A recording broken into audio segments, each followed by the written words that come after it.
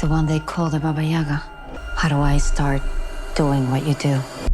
Looks like you already have. What's going on, everybody? Welcome back to another Movie Fanatics video. Today we're going to be getting into some John Wick from the world of John Wick, Ballerina. Now, before we even get started, please be sure to go ahead and hit that like button, subscribe button, and most definitely share. Now, John Wick Ballerina. Just sat down and just watched the trailer. For those that are new to the channel, you already know I'm on Team Beekeeper all the way. I'm a John Wick fan too, big, huge Keanu Reeves fan, but Beekeeper is my thing. But this is going to be the first spin-off movie from the John Wick series, from the John Wick franchise, where we had the John Wick, the Continental, the spin-off TV show series that was a prequel to the events in the John Wick franchise. And this is going to be our first movie within the franchise.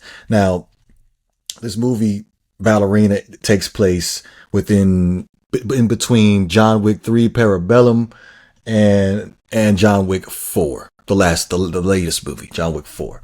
So what gave it away for me was the scene in the trailer where you see Ballerina, that's Ana de Armas's character, confronting Keanu Reeves in the actual trailer. You see throughout the trailer that Eve Macaro, that's Ana de Armas's character, she interacts with Angelica Hudson, that is the director of the Ruska Roma. Now, if you remember the events of John Wick 3, when John Wick was on the run, when he became excommunicado, he was trying to find safe passes out of New York City.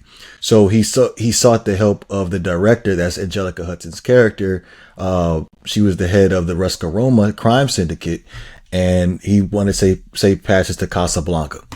Now, in those events of John Wick and John Wick 3 Parabellum, where he was trying to get safe passes from the Ruska Roma, they could have crossed paths during the course of that particular situation, which is really interesting because of the fact that when you go from the transition from John Wick 3 to John Wick 4, like, how much time has actually passed? Because throughout the whole John Wick franchise, when you think about it, it can't be anything longer than what, maybe it's got to be less than a year time span when you talk about from John Wick 1, John Wick 4, like the events is like really close together. So really, there's not really much to play around with, but it's just to say for the sake of argument, if we were just to think that maybe the possibility of this movie Ballerina takes place in the events in between John Wick 3 and John Wick 4. Obviously, we're going to kick it off. It's probably going to kick off during the course of John Wick 3, but obviously there's some flashback scenes.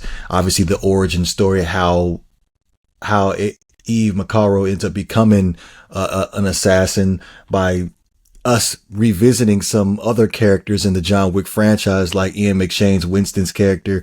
We got to see Lance Reddick's character, the concierge, which that was extremely interesting due to the fact that unfortunately he passed away, and they was on top of this thing. Like, literally, they had this spinoff already in the works, where I believe this is like the last screenplay of Lance Reddick on screen. So that's going to be a very, very emotional moment for a lot of folks. But we go back and do an origin story. Obviously, we're going to have some flashbacks of Eva Macaro's